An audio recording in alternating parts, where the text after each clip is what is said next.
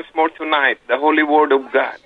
The title of the message tonight is Your Choices Today Will Influence Your Eternal Destiny. Your choices today will influence your eternal destiny. Our text tonight came from the book of Mark, chapter 8, the book of Luke, chapter 16, and chapter 18. Let me just open up in prayer. Father, in the name of Jesus, thank you once more that you've given us the opportunity, the privilege, oh God, to come together in unity, in one spirit, to lift up the name of Jesus in this prayer line. Lord, thank you for the word that you have pressed upon my heart, the word that makes us wise unto salvation, Lord. May it always have pre-course in our lives, God, especially tonight, God. Your word give us life, God, because it is the word of life. We are reminded, Lord, by your word that death, that spiritual death and life are in the power of the word, and that when we speak your word, we speak forth life into our own heart and the hearts of others. And Lord, as we hold forth your word, help us to rejoice, Lord. Rejoice in the day of Christ, knowing that our labor is not in vain in you, Lord. We want to become doer of your word always, God. Father, and not just hearer only, thereby deceiving ourselves. So by keeping your word tonight, your love is made perfect in us. Give us the grace tonight, Lord, to be both a doer and a keeper of your word. Thank you, Lord, for this prayer line life, God, which you established, oh God, and sustain throughout through all these years, God, for your glory, for your honor, God. Lord, I pray that you will grant us the grace every night when we come together before your presence, that we will have an answer what we have prayed for, because your promise in your word that if two of us agree on earth concerning anything that we ask, it will be done for us by the Father in heaven. You even said in your word that whatever we bind on earth will be bound in heaven, and whatever we loose on earth will be loosed in heaven. And where two or three are gathered in your name, you are in the midst of us, Lord.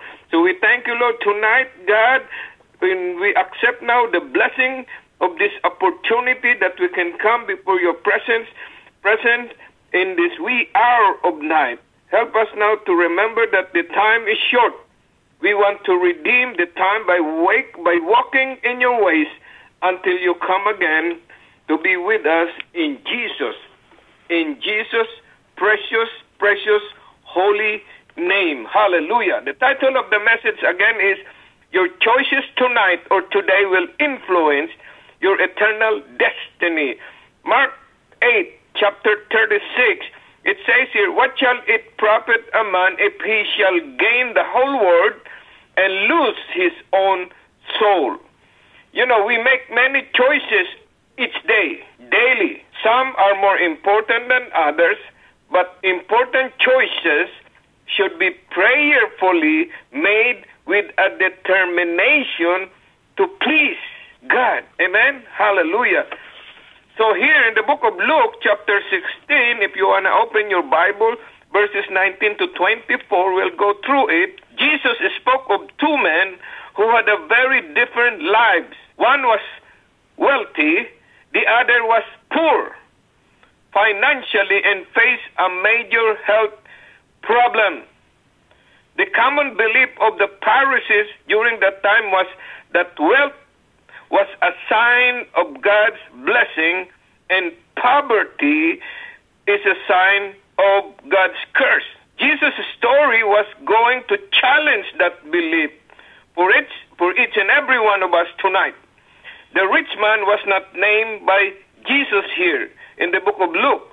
He dressed well, and the rich man would dress well and live in luxury. But the poor man, his name is Lazarus. He was a poor beggar. He was laid daily at the rich man's gate. The indication is that he was sick, he was crippled, and had to be laid there by others. He was also full of sores verse 20 here, if you want to open your Bible, that dogs lick his sores, help to paint a picture of just how pitiful this poor man's situation was. The rich man chose to ignore the responsibility for helping this beggar that he could have helped, but he ignored the needs of this person and others too. His lifestyle was self-centered, focused only on earthly things, earthly treasure, and earthly entertainment and pleasures. You and I on this prayer line who follow Christ must have the right attitude toward the material things of this life. If we have been blessed materially, intellectually, we are to bring glory to God by our generosity and helping those in need. We will be blessed in this life and also in eternity for caring attitude toward the needy on this earth. Verse 22, and it came to pass that the beggar died, and he was carried by the angels into Abraham's bosom. The rich man also died and was buried. That's why in the course of time, Lazarus died. He was carried by the angels to Abraham's side. He went to a place of comfort that God provided for the righteous dead. Amen? For he had put his trust in God while he was here on earth. And the rich man also died, but he went where?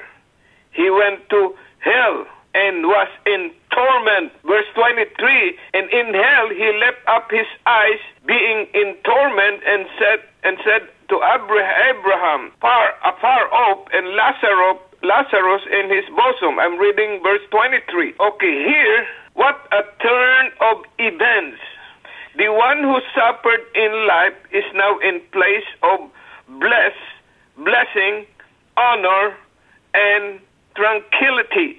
And the one who was so comfortable and luxury in life, but uncaring for others, is now suffering in great agony. Why? He trusted in his riches rather than in God while he was still living here on earth. Jesus' story here points to the truth that our choices made in this life affect our eternal destiny. What matters are choices that help us to be rich, not in this world, but to be rich toward God. Now, do we trust in Him or in our material possession?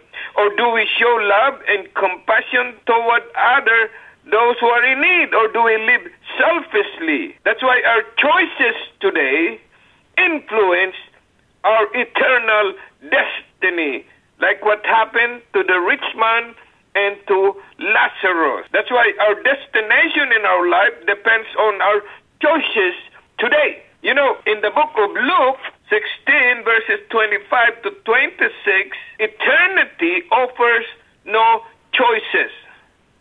That's why prior to their death, the rich man and Lazarus' life offered them many choices, especially for the rich man.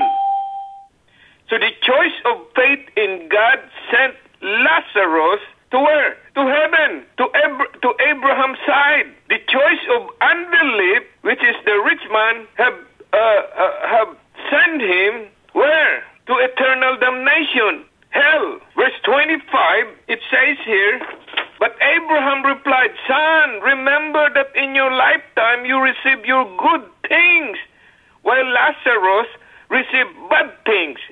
But now he's comforted here, and you are in agony. So the first word with which Abraham addresses the rich man is son. Perhaps this is an indication of the compassion that God still has for those who have rejected Him. That's why while God's holy justice requires judgment, God's love never fades if you repent of your sin, or if you made a good choices on this earth while you are still here on earth. That's why here Abraham in the book of Luke, chapter 16, verse 25 and 26, explained to this man the finality his earthly choices now resulted where he is in hell. Abraham reminded him of his life on earth. He had received all the good things in life here on earth, all the material things, all the intellectual things. Everything is good while he was here on earth. But Lazarus, the poor beggar, had received all bad things. But because Lazarus made a good choice, trusted in God, he made that good choice while he was still here on earth. He was being comforted now on the side of Abraham. But the rich man was in torments in hell because he did not put his trust in God, and he made wrong choices while he was still here on earth. And there was another reason why the rich man's request could not be fulfilled. You know, he became an evangelist now, the rich man, while he was in hell. That's why between the rich man and Lazarus was a great, they called it gulf fix, division. This division was a symbol of something that you cannot cross over. After that, a person's destiny is irreversible. After that, you have no more choice to do right thing. After that, that's it. You don't have any chance to do the right thing. You cannot change it anymore. You are stuck where you are. Going to verse 27 to 31 of Luke 16, as the rich man reflected on his own, dreadful eternity, he thought about his brothers who were still alive. Now he became an evangelist in hell. He did not want them to share his experience. He wants them to be saved. So he requested that Lazarus, verse 27 and 28, be sent to warn his brother of the terrible situation that awaits those who do not believe in God and even doesn't serve God while they are still on earth and they are enjoying the luxury of life. Abraham now told the rich man that his brothers already had a warning about the result of rejecting God in the writing of Moses in verse 29. What does it say? It says in verse 29 that Abraham replied, they have Moses and the prophets, let them listen to them. But here's the response of the rich man. The rich man was not convinced that the law and prophets were sufficient for warning his brother to repent of their sin. He said, but if someone, verse 30, but if someone came back from the dead, which is Lazarus, they would listen to him and repent. And what did Abraham say? Abraham replied that if they would not hear God's word or listen to God's word, they would not listen to someone who came back from the dead. That's why God's word presents us with a true account of eternal life. That's why we have to read, we have to study, we have to meditate on the Word of God daily. Don't skip not going to the Word of God even for one day. The Bible is so clear as it presents the reality of eternal destiny after death. Once we are dead, there's no irreversible finality to the decisions that are made in life while you are still here on earth. God allows people to choose daily so that they have the eternal destiny secure. Whether it's lead to heaven or hell, they have to make a choice while they are still here on earth. Once this life is over, what will happen? The chances and choices also end. No more second chances, third chances. Go to the book of Luke, chapter 18, verse 9. That's why it says here, the parable of the Pharisees and the tax collector. If you are a student of the Bible, you know the parable of the Pharisees and tax collector when they come before God. There are several similarities between this parable and the account of the rich man and Lazarus. So here, notice Both stories deal with two different people with extreme opposite result for their action. Okay, look at this. Pride and humility are significant attitude found in both stories that affect the choices made by them. Lazarus and the rich man, the Pharisees and the tax collector. The book of Luke stated that this parable about the Pharisees and the tax collector was directed at those who trusted in themselves that they were righteous. And these are the Pharisees. These Pharisees stated his prayer in verse 11 of Luke 18, okay? The Pharisees stood up and prayed about himself. It says here, God, I thank you that I am not like other men, robbers, evildoers, adulterers, or even like this tax collector. Can you imagine that? Then he focused on himself, that he is righteous. And Pharisees keep themselves separate from other people because they think they are righteous. That's why this self-righteous attitude is reflected in his prayer. The pronoun I is found 5 times in the Pharisees' short prayer as he tells God just how righteous he is. If you are a student of the Bible, remember when the most beautiful angel in the heavenly become the devil when he used the pronoun word I 5 times. You remember that? Without the spirit of pride, he will remain as the most beautiful angel in heavenly. But because of that pronoun I, he become the devil. And that's what the Pharisees did here.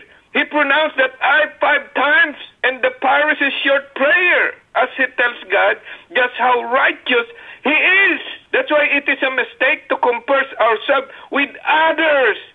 Never compare yourself with others, but it will be healthy to compare ourselves with God, who is holy, and he is our standard. Proverbs 3, verse 34, James chapter 4, verse 6, 1 Peter chapter 5, verse 5, all state God resists the proud but gives grace to the humble.